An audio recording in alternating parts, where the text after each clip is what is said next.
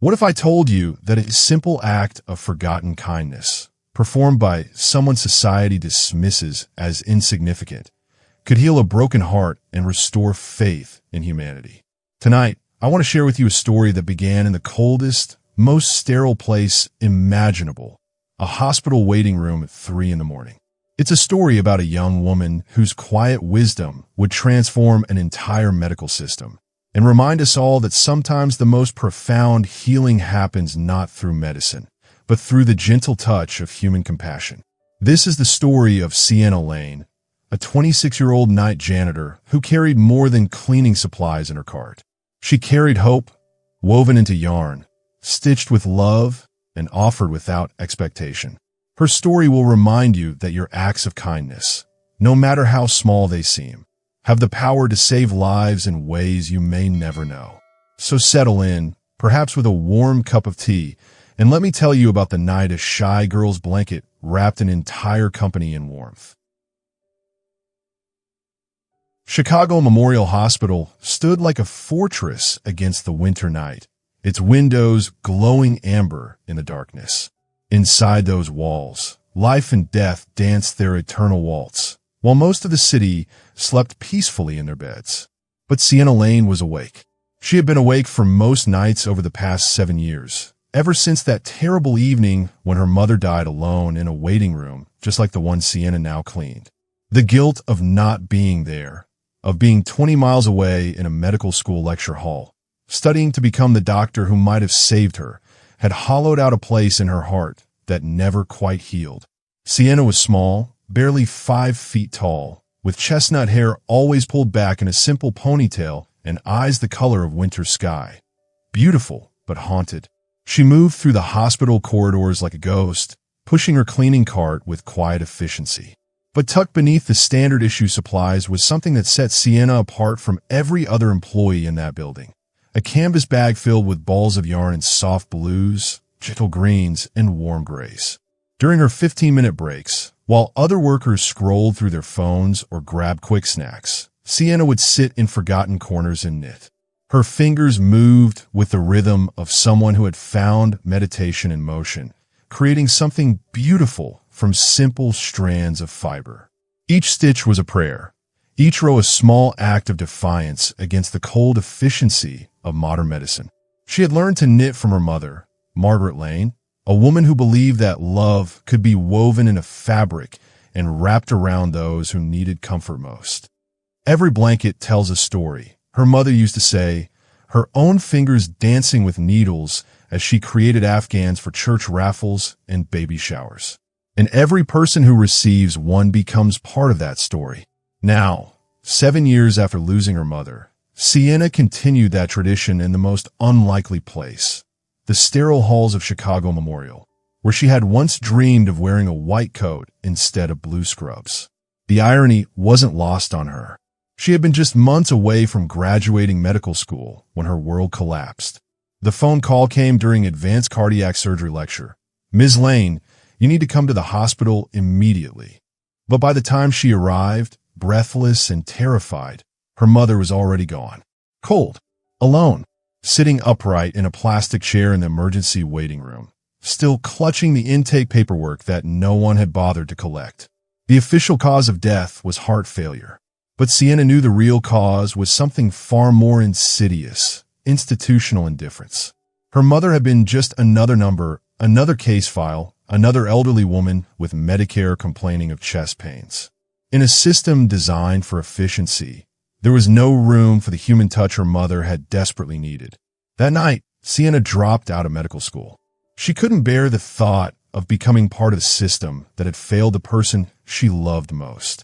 Instead, she took the job that kept her closest to the place where her mother died, cleaning the very floors where hope and despair walked hand in hand. But Sienna carried her mother's wisdom in those balls of yarn. Every blanket she created was an apology to the universe for the comfort her mother never received.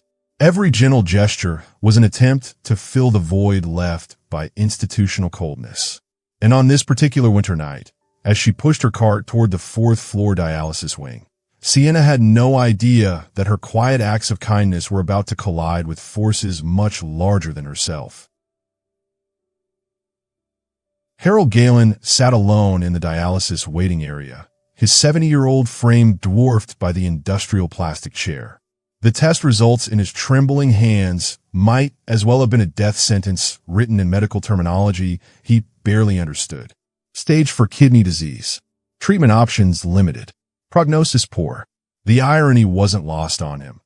He had spent 40 years as an English teacher, helping students decode complex literature, find meaning in metaphors, and understand the human condition through the written word.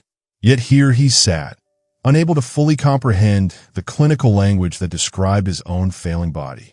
Words like glomerular filtration rate and creatinine clearance felt foreign and cold, nothing like the beautiful poetry he had shared with thousands of students over the decades.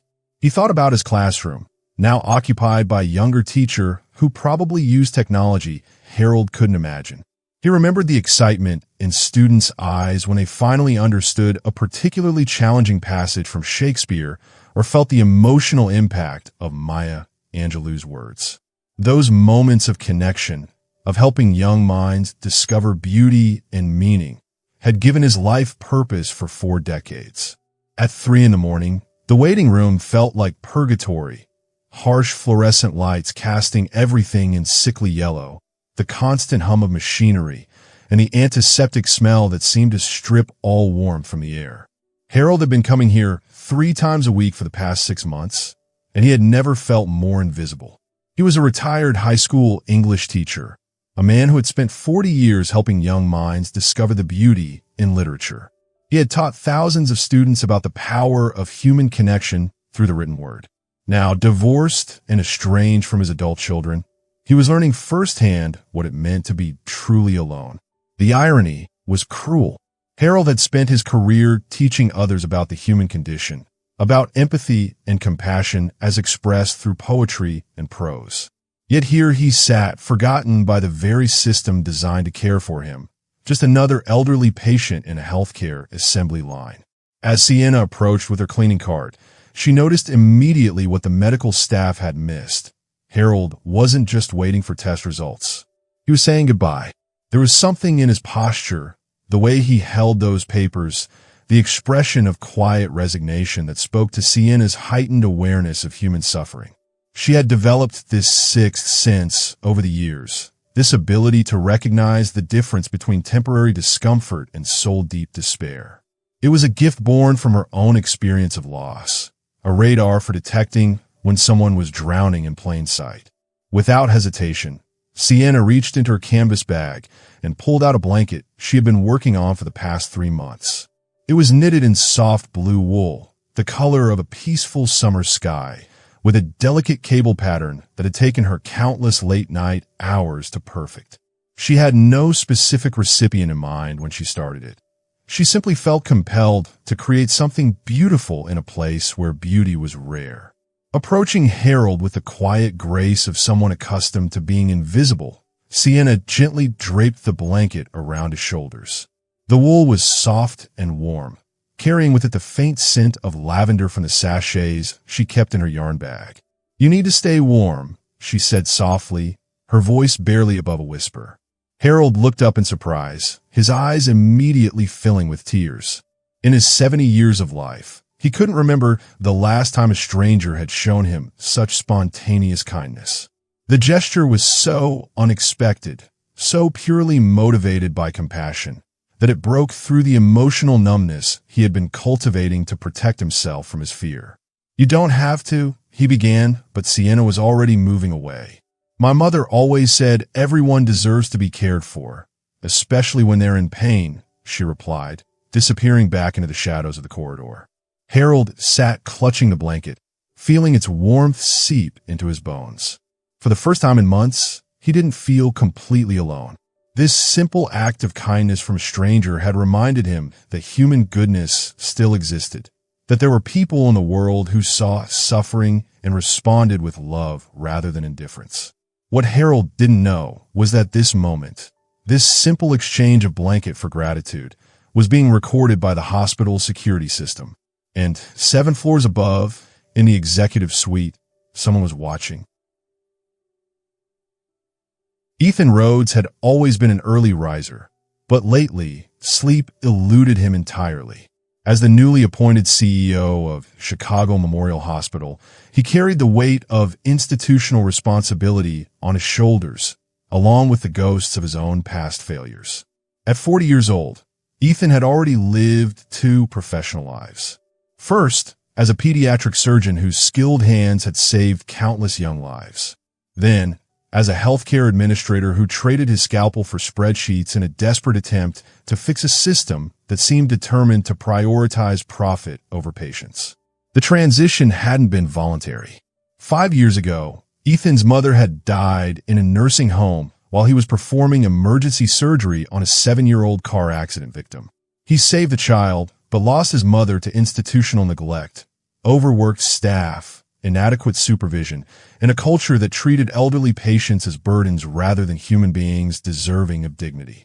The guilt had driven him from the operating room into administration, where he believed he could make systemic changes that would prevent other families from experiencing his loss. But after 3 years of bureaucratic battles, budget constraints, and regulatory compliance issues, Ethan had begun to wonder if the system was too broken to fix. That's why he found himself in his office at 3:30 in the morning, reviewing security footage from the night shift. He told himself he was checking for efficiency issues, looking for ways to streamline operations. But truthfully, he was searching for something he feared Chicago Memorial had lost, evidence that healing still happened within these walls. When he saw Sienna's interaction with Harold, Ethan stopped the footage and watched it again. Then again. There was something about the gentle way she approached the elderly man, the careful way she draped the blanket around his shoulders, and the profound gratitude in Harold's expression that stirred something deep in Ethan's chest. When was the last time I saw someone do something purely because it was kind? He wondered aloud. The question haunted him because he couldn't remember.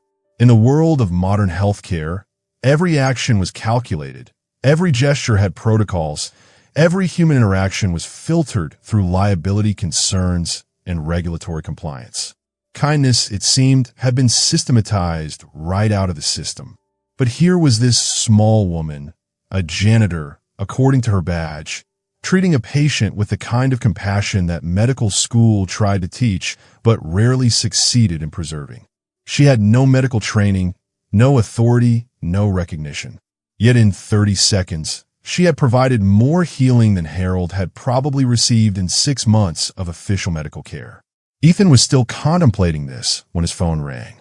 Dr. Claudia Vance, his deputy medical director and most trusted advisor, was calling with what she considered urgent news. "We have a protocol violation," Claudia announced without preamble. Night shift janitor brought personal items into patient areas. Potential contamination risk. This needs immediate disciplinary action. Dr. Claudia Vance was a woman who believed that emotions were the enemy of good medicine. At 39, she had built her career on precision, protocol, and the unwavering belief that feelings had no place in healthcare decisions. Her philosophy had been forged in tragedy.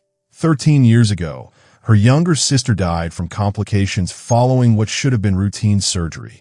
The cause, according to Claudia's exhaustive investigation, was a nurse whose compassionate decision to bend protocol resulted in a medication error that proved fatal. Since then, Claudia had dedicated her life to ensuring that such emotional decisions never again compromised patient safety. She saw Sienna's blanket not as an act of kindness, but as a dangerous precedent that could lead to chaos in a system that required absolute adherence to rules. "Dr. Vance," Ethan said carefully, "I want to speak with the employee before we take any action." "Sir, this is straightforward." Article 15, Section 3 clearly states that personal items are prohibited in patient care areas. The violation is documented on security footage. We have protocols for a reason. Ethan thought about the footage he had just watched. Harold's tears of gratitude. The way the blanket had transformed his entire demeanor from despair to hope. "Perhaps," he said slowly, "this was the most humane thing that's happened in this hospital in years." There was silence on the other end of the line. Then Claudia's voice, tight with professional concern. "Ethan, you can't be serious. If we ignore this violation, what's next? Food? Unlicensed medical advice? Home remedies? The regulatory risks alone could shut us down." "Call her up to my office," Ethan said. "I want to hear her side of the story." 2 hours later, Sienna Lane stood in the executive suite for the first time in her 7 years of employment. The office was intimidating. Floor-to-ceiling windows overlooking the city, expensive furniture, and walls lined with medical degrees and achievement awards. She felt like an intruder in this world of power and prestige. Ethan studied her carefully as she stood before his desk. Her hands trembled slightly, but her eyes remained steady. There was something in her demeanor that spoke of quiet strength, the kind of resilience that comes from surviving genuine loss. "Ms. Lane," he began, "can you tell me why you gave a blanket to Mr. Galen this morning?" Sienna met his gaze directly. "Because he was cold, sir. And because I never want anyone to die alone like my mother did." The simple honesty of her answer hit Ethan like a physical blow. In a world of corporate speak and carefully crafted responses, Sienna's raw truth was startling. "Your mother," he prompted gently. "She died in the emergency waiting room 7 years ago. I was in class at medical school. By the time I got here, she was already gone, sitting right there in that plastic chair, holding her paperwork. No one was with her. No one even knew she had passed until the next shift nurse tried to call her name." The silence in the room was profound. Ethan found himself thinking of his own mother, of the nursing home call that came while he was elbow deep in a child's chest cavity, of the guilt that still woke him at night. "You were in medical school?" he asked, surprised. "Final year, University of Chicago. I was supposed to graduate 3 months later." Sienna's voice remained steady, but Ethan could see the pain that still lived behind her eyes. "I dropped out after the funeral. I couldn't be part of a system that had failed her so completely. So you became a janitor instead." "I became someone who pays attention," Sienna corrected softly. "Someone who sees when people are suffering and tries to do something about it, even if it's just small things." Ethan leaned back in his chair, studying this remarkable young woman who had sacrificed her medical career to honor her mother's memory through acts of anonymous kindness. "Do you know you violated hospital protocol by bringing personal items into patient areas?" "Yes, sir. I know the rules." Sienna straightened her shoulders. "But I also know that some things are more important than rules, such as human dignity, compassion, treating people like they matter, especially when they're scared and alone." Her voice grew stronger as she spoke. Mr. Galen was holding those test results like they were his death sentence. He needed someone to see him, to acknowledge that he was more than just a case number. "The blanket was clean. I wash everything in hospital-grade detergent." It wasn't about protocol violation. It was about remembering that we're all human beings who deserve kindness. As Sienna spoke, Ethan felt something shift inside his chest, a recognition of the idealism that had driven him into medicine in the first place before bureaucracy and tragedy had worn down his edges. This young woman possessed something he had lost along the way, the courage to prioritize humanity over policy. "Ms. Lane," he said finally, "I need to ask you something important. If you could change one thing about this hospital, what would it be?" Sienna didn't hesitate. "I would make it a place where people feel seen, where kindness isn't a violation, but a requirement, where healing means more than just fixing what's broken in someone's body." Those words would echo in Ethan's mind for the rest of the day, and ultimately for the rest of his career. The confrontation Ethan had been dreading came that same afternoon. The hospital's board of directors had called an emergency meeting after Claudia filed her incident report. Sitting around the polished conference table were 12 individuals who viewed Chicago Memorial primarily as a financial entity that happened to provide medical services. "Ethan," board chairman Robert Morrison began without preamble, "we understand you're allowing employees to violate basic safety protocols. This cannot continue." "The employee provided comfort to a patient," Ethan replied evenly. "A clean blanket to an elderly man who was cold and frightened." It doesn't matter if the blanket was clean, board member Sarah Chun interjected. What matters is precedent. Today it's a blanket. Tomorrow someone brings homemade food. Next week we have unlicensed individuals providing medical advice. Where does it end? It ends with lawsuits, added Morrison. One contamination incident, one regulatory violation, one patient complaint about non-standard care, and we're facing millions in damages. Not to mention the insurance implications. Dr. Claudia Vance, sitting to Ethan's right, had prepared extensively for this meeting. I've documented 17 specific protocol violations that could result from allowing this behavior to continue, she said, sliding a bound report across the table. The risk-benefit analysis is clear. Kindness is a luxury we cannot afford in healthcare. As the board members nodded in agreement, Ethan felt a familiar rage building in his chest. It was the same anger he had felt when his mother's nursing home explained their staffing shortages, the same fury that drove him from surgery into administration. But this time, instead of swallowing his emotions in the name of professionalism, he stood up. I want to tell you about Harold Galen, he said, his voice cutting through the corporate chatter. The room fell silent. Harold is a 70-year-old retired teacher, divorced, estranged from his children. He comes here 3 times a week for dialysis, and yesterday he received test results indicating his condition is deteriorating rapidly. At 3 a.m, he was sitting alone in our waiting room, cold and terrified, contemplating whether his life still had meaning. Ethan pulled out his laptop and connected it to the conference room's projection system. I want you to watch something. The security footage played on the wall, grainy black and white images showing Sienna's quiet approach, her gentle gesture of draping the blanket around Harold's shoulders, and his emotional response. This interaction lasted 30 seconds. Ethan continued. 30 seconds of human compassion in a place where Mr. Galen had received 6 months of technically competent but emotionally sterile care. And those 30 seconds may have saved his life. Board member Chun frowned. That's quite an exaggeration, don't you think? No, Ethan said firmly. I don't. Because at 11 o'clock last night, Mr. Galen called me personally to share something. He told me that after receiving his test results yesterday morning, he had planned to go home and take an overdose of sleeping pills. He had already written the note. But then this young woman, this janitor who isn't supposed to provide patient care, reminded him that someone, somewhere, still cared whether he lived or died. The room was now completely silent. Mr. Galen is alive today because Sienna Lane saw his suffering and responded with kindness. She violated protocol to save a life, not through medical intervention, but through human connection. And you want to fire her for it.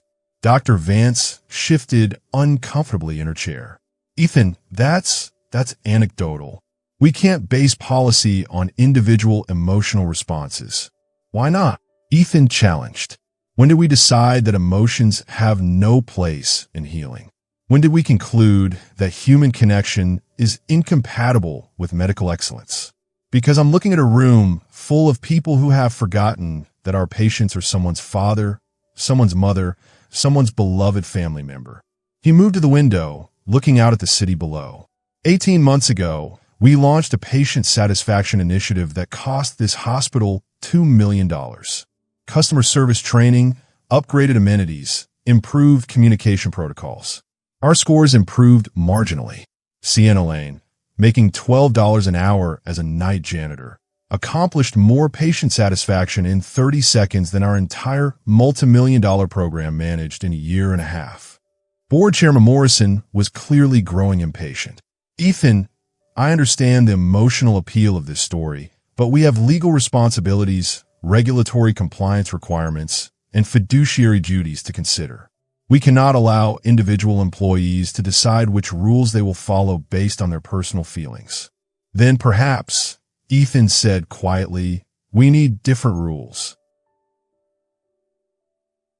The room erupted in overlapping conversations.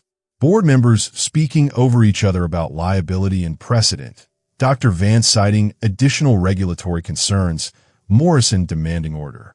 In the midst of the chaos, Ethan made a decision that would define his tenure as CEO. I'm implementing a new program, he announced, his voice carrying enough authority to cut through the noise. Effective immediately, Chicago Memorial will pilot the Compassionate Care Initiative. We're going to train our staff, all our staff from surgeons to janitors, in recognizing and responding to patient emotional needs. We're going to measure success not just by medical outcomes, but by human dignity. You can't be serious, Morrison sputtered. I've never been more serious about anything in my professional life. Ethan returned to his seat, his decision crystallizing with each word. And if this board opposes providing compassionate care to our patients, then I'm prepared to resign my position and find an organization that shares my values. The ultimatum hung in the air like a challenge. Dr. Vance stared at Ethan in shock. She had never seen him take such a radical stand, especially one that seemed to contradict everything they had built their professional relationship on. Morrison's face had turned red. You're willing to sacrifice your career for a janitor who broke the rules. I'm willing to sacrifice my career to protect a young woman who understands healthcare better than anyone in this room, Ethan replied, including myself. It was in that moment that something unexpected happened. Dr. Claudia Vance, the woman who had built her career on emotional detachment, slowly stood up. I support Dr. Rhodes, she said, her voice barely steady. Every head in the room turned to stare at her. For 13 years, Claudia had been the voice of clinical detachment, the advocate for protocol over feeling. Her words carried weight precisely because they were so unexpected.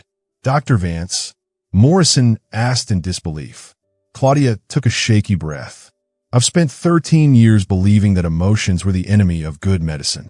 I watched my sister die because a nurse made an emotional decision instead of following protocol. I thought I was protecting patients by eliminating human feeling from healthcare.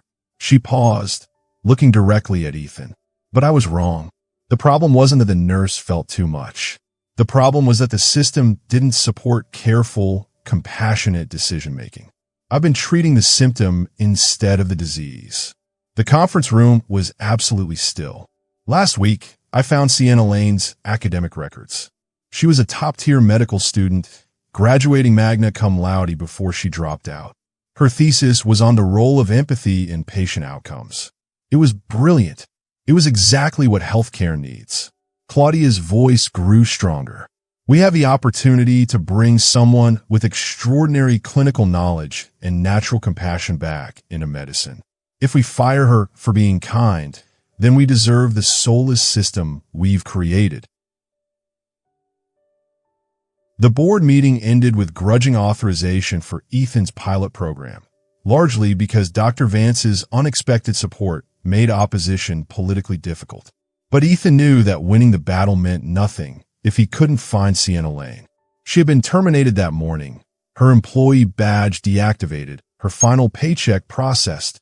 When Ethan and Claudia arrived at her small apartment on Chicago's South Side, they found a woman who had accepted defeat with the same quiet dignity she brought to everything else. Sienna answered the door in worn jeans and an oversized sweater, her eyes still puffy from crying, but her voice steady. Dr. Rhodes, Dr. Vance, I wasn't expecting.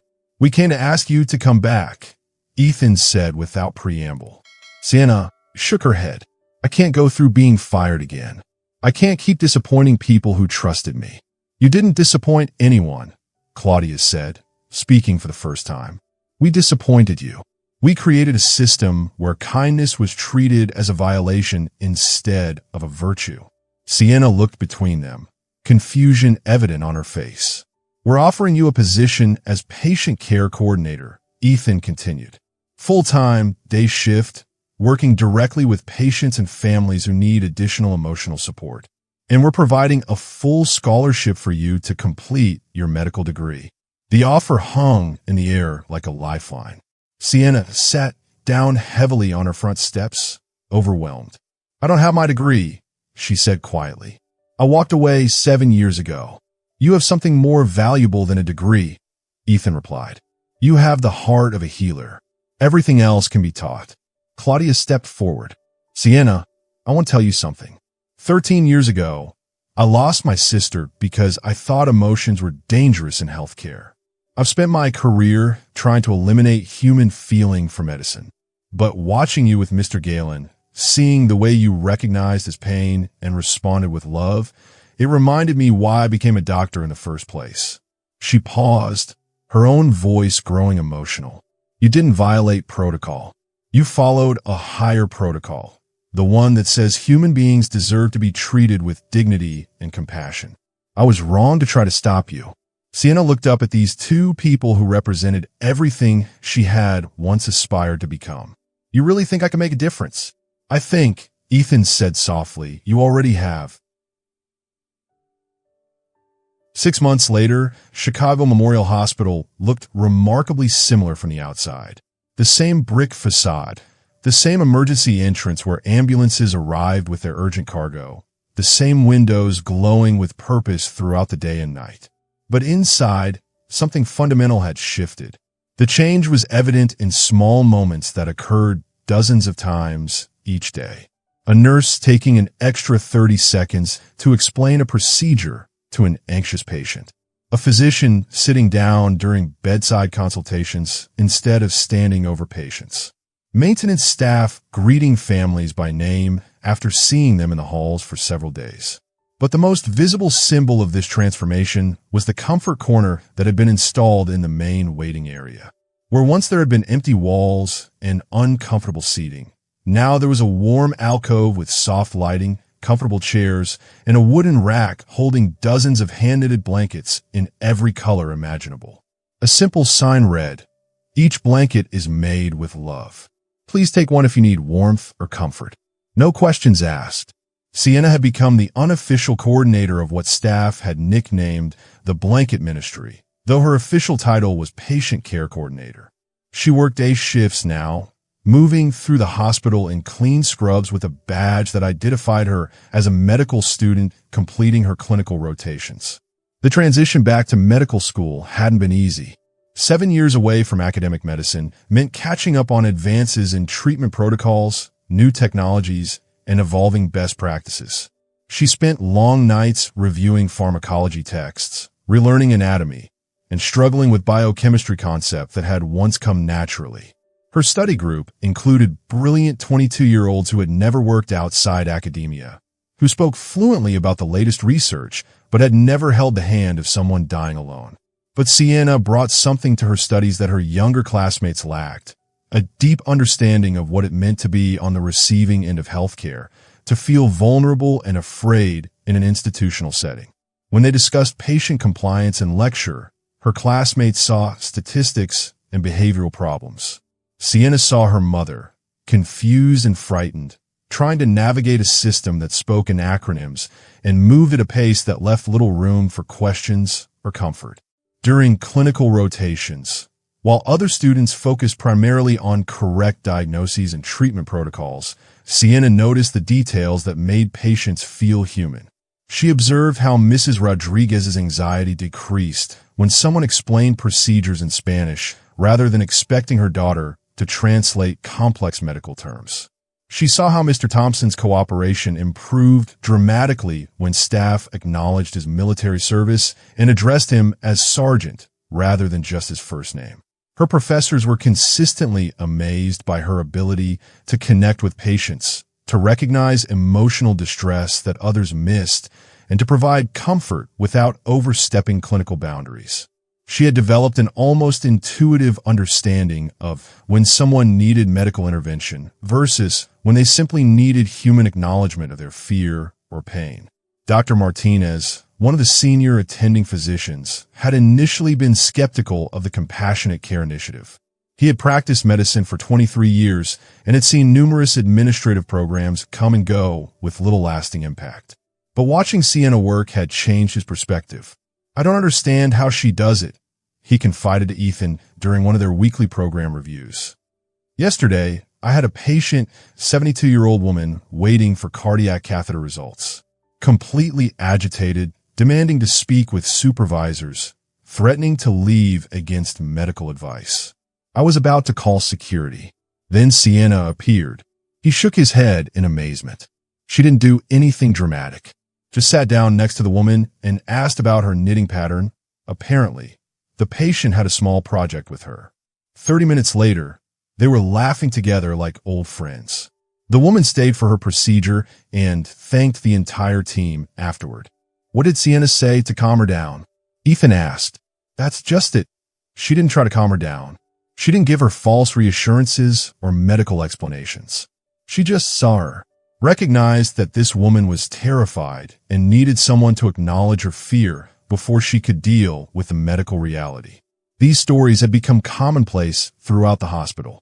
Nurses reported that patients seemed more cooperative, families expressed higher satisfaction scores, and staff morale had improved measurably. The Compassionate Care Initiative was succeeding beyond anyone's expectations. But perhaps the most remarkable transformation was happening in Dr. Claudia Vance. On Thursday evenings, when most of the administrative staff had gone home, Claudia could be found in an unlikely place, the hospital's family conference room, participating in what Sienna had started calling healing circles. The idea had emerged organically from conversations with healthcare workers who were struggling to maintain emotional resilience in a demanding field. Nurses, physicians, technicians, and support staff would gather to share their experiences, process difficult cases, and remind each other why they had chosen careers in healing. Tonight, 12 staff members sat in a circle of chairs, each working on their own knitting project while they talked. The combination of repetitive hand motion and supported conversation had proven surprisingly therapeutic for people whose jobs required them to constantly give emotional support to others.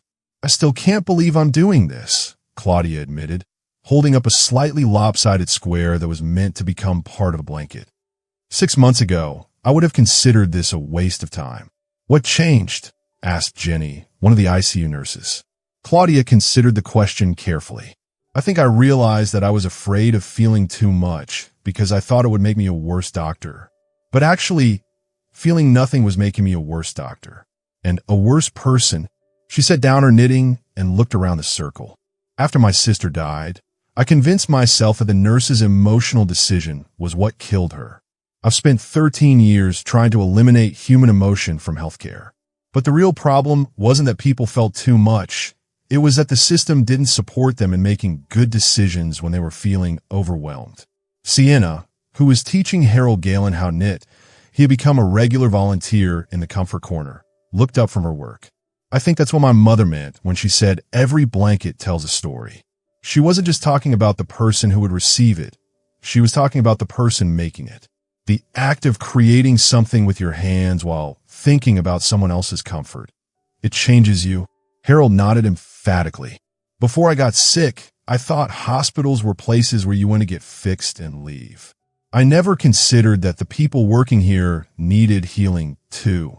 The conversation continued for another hour, touching on difficult cases, small victories, and the daily challenges of maintaining compassion in a clinical environment. When the session ended, everyone took their knitting projects home, along with a renewed sense of purpose and connection. As word of Chicago Memorial's transformation spread throughout the medical community, other hospitals began requesting information about the Compassionate Care Initiative. Ethan found himself presenting at conferences, sharing data about improved patient satisfaction scores, reduced staff turnover, and even better clinical outcomes.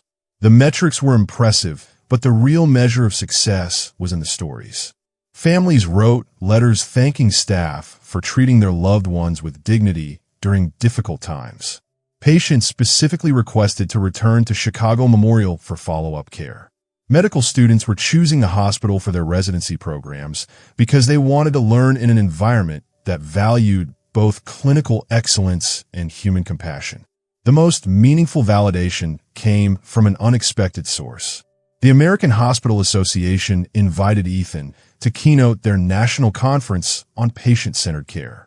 His presentation, titled When Kindness Becomes Protocol, was standing room only.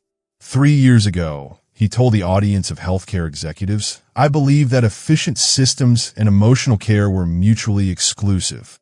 I thought we had to choose between clinical excellence and human compassion. A night janitor named Sienna Lane taught me that I was wrong. He showed the security footage of Sienna's first interaction with Harold, the same 30 seconds that had started this entire transformation. This is what healing looks like when we remember that our patients are human beings first and medical cases second. This is what happens when we train our staff to see suffering and respond with kindness. The presentation ended with thunderous applause and requests from dozens of hospital systems wanting to implement similar programs. But for Ethan, the real measure of success wasn't in conference presentations or industry recognition. It was in the quiet moments he witnessed daily throughout Chicago Memorial. Moments where staff took the time to see patients as whole human beings deserving of dignity and compassion. 1 year after Sienna Lane first draped a blanket around Harold Galen's shoulders, Chicago Memorial Hospital celebrated the anniversary of the Compassionate Care Initiative with a quiet ceremony in the main lobby. The event wasn't about corporate recognition or media attention. It was about acknowledging the power of small acts of kindness to transform entire communities. The lobby had been transformed for the occasion, with displays showing the program's impact, photographs of patients with their comfort blankets, handwritten thank you notes from families, and statistics that told a remarkable story. Patient satisfaction scores had increased by 47%, staff turnover had decreased by 35%, and perhaps most remarkably, the hospital had received 0 formal complaints about staff insensitivity in the past 8 months. But the numbers, impressive as they were, couldn't capture the full scope of transformation. Maria Santos, a respiratory therapist who had been considering leaving healthcare entirely due to burnout, now led weekly meditation sessions for staff dealing with difficult cases. I learned that caring for patients means I also have to care for myself and my colleagues, she explained to the gathering. Sienna taught us that healing works both ways. Patients, families, and staff members shared stories of how the culture change had impacted their lives. Some spoke through tears, others with quiet dignity, but all emphasized the same theme. They had rediscovered what healthcare could be when human compassion guided clinical excellence. Harold Galen, now 71 and still fighting his kidney disease with renewed determination, had become the unofficial ambassador for the Comfort Corner.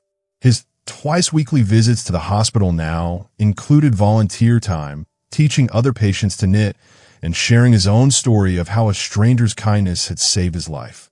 Before that night, he told the gathered crowd, I felt invisible, like my life didn't matter to anyone anymore. Sienna's blanket didn't just keep me warm, it reminded me that I was still worth caring about. Dr. Claudia Vance, who had been promoted to Chief Medical Officer partly due to her work implementing the compassionate care protocols, spoke about the professional transformation she had experienced. A year ago, I believed that emotions were the enemy of good medicine, she said. I thought showing feelings made you weak or unprofessional. But I've learned that the opposite is true. Healthcare without compassion isn't healthcare at all. It's just expensive maintenance. She gestured toward the Comfort Corner, where dozens of colorful blankets hung ready for anyone who needed them. Every one of these blankets represents someone who took time from their busy life to create comfort for a stranger. That's the kind of culture we want to build here. One where kindness isn't a violation of protocol, but the highest protocol of all. When it was Ethan's turn to speak, he kept his remarks brief. 18 months ago, I was ready to give up on healthcare.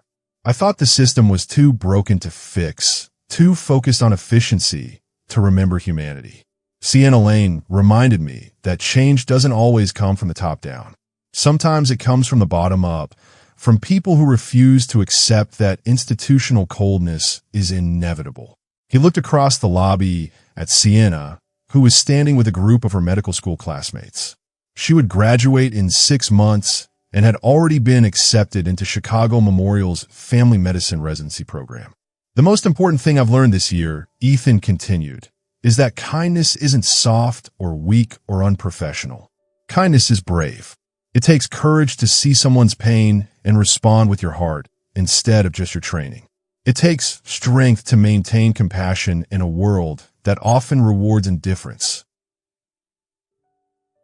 As the ceremony concluded, people naturally gravitated toward the comfort corner.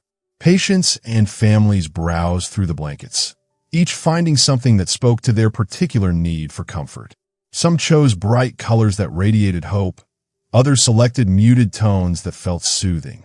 Each blanket carried with it a small tag with a simple message, made with love for someone who needs comfort today. Sienna found herself standing next to the original blue blanket, the one she had given to Harold that first night. It had been returned to the corner after his condition stabilized, and had since been gifted to dozens of other patients who needed its particular shade of comfort. "Do you ever regret leaving medical school the first time?" Claudia asked, joining Sienna near the blanket display. Sienna considered the question thoughtfully. "No," she said finally. "I needed those 7 years to understand what healing really means.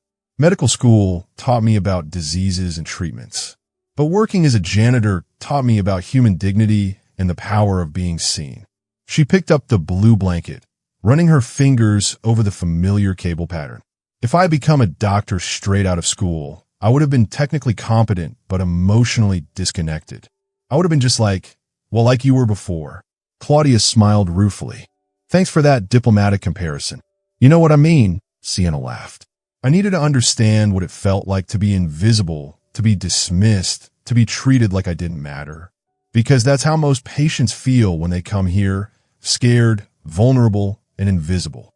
She replaced the blanket on its rack. "Now, when I graduate, I'll be able to treat the whole person, not just their medical condition. I'll remember that behind every case number is someone's mother, father, child, or beloved friend." As the afternoon celebration wound down, Sienna made her way through the hospital for her evening rounds. She was still officially a medical student, but her role had evolved into something unique. Part clinical trainee, part emotional support specialist, part culture change agent. Tonight, she was visiting Mrs. Chun, an 84-year-old woman recovering from hip replacement surgery who had been increasingly agitated as her discharge date approached. The nursing staff suspected she was afraid to go home alone, but Mrs. Chun insisted she was fine and didn't need fussing over. Sienna knocked softly on the door and entered to find Mrs. Chun staring out the window at the darkening sky. "Good evening, Mrs. Chun. How are you feeling tonight?" "Fine, fine," the elderly woman replied brusquely. "Everyone keeps asking me that." "I'm fine." Sienna pulled up a chair next to the bed, noticing the way Mrs. Chen's hands trembled slightly as she adjusted her blanket. "You know, I brought you something," she said, reaching into her ever-present canvas bag. "I thought you might like this." She pulled out a small knitted square in soft purple wool. Not quite large enough to be a full blanket, but perfect for lap warmth or shoulder comfort. Purple was my mother's favorite color. She always said it was the color of strength and wisdom. Mrs. Chen's facade cracked slightly as she accepted the small blanket.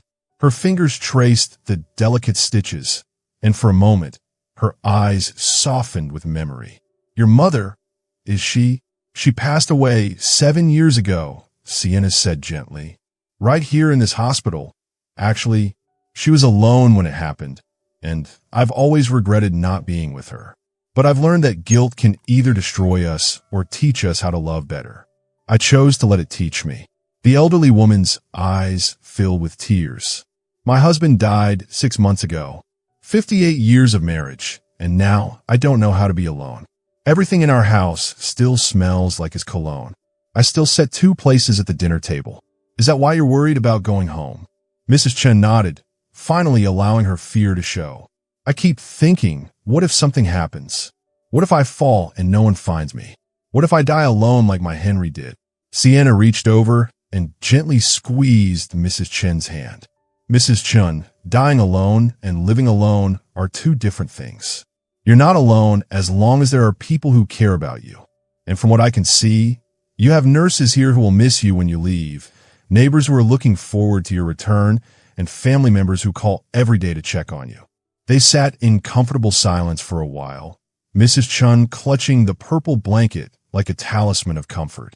"You know," Sienna said eventually, "we have a volunteer program here for people who might like some extra support when they first get home. It's not medical care, just friendly visitors who can help with small tasks or just provide company. Would you be interested in learning more about it? The volunteer program had become one of the most successful aspects of the Compassionate Care Initiative. What had started as a simple idea, pairing discharged patients with community volunteers for emotional support, had evolved into a comprehensive network of care that extended far beyond the hospital walls.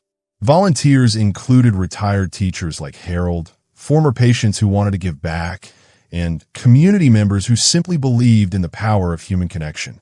The beautiful thing about our volunteers, Sienna continued, is that they understand what it's like to face uncertainty about health and aging. Many of them have walked similar paths and can offer the kind of wisdom that only comes from lived experience. Mrs. Chun nodded eagerly. That sounds very nice. I think my Henry would have liked knowing that someone was looking out for me. Mrs. Chun nodded eagerly. That sounds very nice. As Sienna made arrangements for Mrs. Chun to connect with the volunteer program, she reflected on how far they had all come in just 1 year.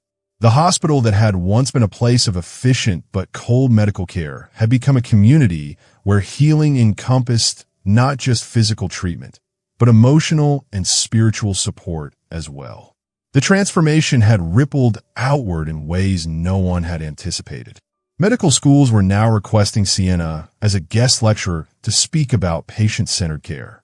Other hospitals were sending delegations to observe Chicago Memorial's protocols.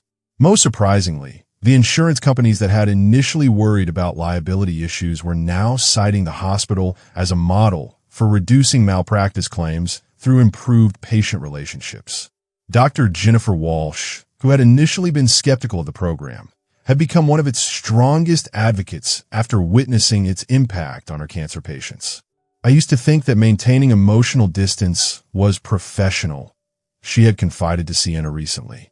But I've learned that authentic connection, while maintaining appropriate boundaries, actually makes me a better doctor. My patients trust me more, follow treatment protocols more consistently, and their families feel more supported throughout difficult journeys. The healing circles that met weekly had expanded to include family members of patients, creating intergenerational bonds between people who shared the common experience of facing illness and uncertainty. Elderly patients taught younger families about resilience and perspective, while younger participants helped older adults navigate technology and stay connected with distant relatives. Later that evening, as Sienna completed her rounds and prepared to head home, she stopped by the comfort corner one final time. The lobby was quiet now, most visitors having departed for the night. But the blankets remained, standing ready for whoever might need their comfort in the dark hours ahead. She thought about her mother, about the lonely death that had changed the course of her life, and about the unexpected path that had led her back to medicine through the service entrance rather than the front door. Margaret Lane would have been proud to see her daughter's small acts of kindness ripple outward to transform an entire institution. The hospital's mission statement, carved in marble near the main entrance, read, "Dedicated to healing and hope." But Sienna had learned that healing and hope couldn't be provided through medical protocols alone. They required human connection, genuine compassion, and the willingness to see each patient as a whole person deserving of dignity and care. A year ago, she had been a night janitor whose acts of kindness were considered violations of protocol. Tonight, she was a medical student whose understanding of healing had helped reshape how an entire hospital approached patient care. The transformation hadn't happened overnight, and it hadn't been easy. But it had been possible because people were willing to remember that healthcare, at its core, was about human beings caring for other human beings. As she walked toward the exit, Sienna passed a young man sitting alone in the emergency waiting room, his head in his hands, shoulders shaking with quiet sobs. He couldn't have been more than 25, wearing scrubs that suggested he might be a medical student or resident. A hospital ID badge hung from his neck, but she couldn't read the name from where she stood. Without hesitation, she approached him with the same gentle grace she had shown Harold Galen 1 year ago. "Excuse me," she said softly. "Are you okay? Is there anything I can do to help?" The young man looked up with tear-filled eyes, and in that moment, Sienna saw herself reflected back. The fear, the isolation, the desperate need for someone to care. His face was flushed with exhaustion and grief, and she noticed his hands were trembling. I lost my first patient," he whispered. 7-year-old girl. Car accident. I did everything right, followed every protocol, but she didn't make it. Her parents were so grateful, thanking me for trying, and I felt like such a fraud because I couldn't save her." Sienna sat down beside him, reached in her bag, and pulled out a small blanket knitted in warm green wool, the color of new growth, of hope emerging from darkness. "Sometimes," she said as she draped it around his shoulders, "the most healing thing we can do is remind each other that we're not alone. And sometimes the most important thing we can learn is that being a healer doesn't mean we can save everyone. It means we care enough to try, and we honor those we lose by continuing to serve those we can still help." The young resident looked at her with wonder. How do you keep going when it hurts this much?" "By remembering that grief is love with nowhere to go," Sienna replied softly. "And by choosing to let that love flow toward the next person who needs our care." And in that simple act of kindness, the cycle began again. One person seeing another's pain and responding with love, creating ripples of healing that would extend far beyond what anyone could imagine.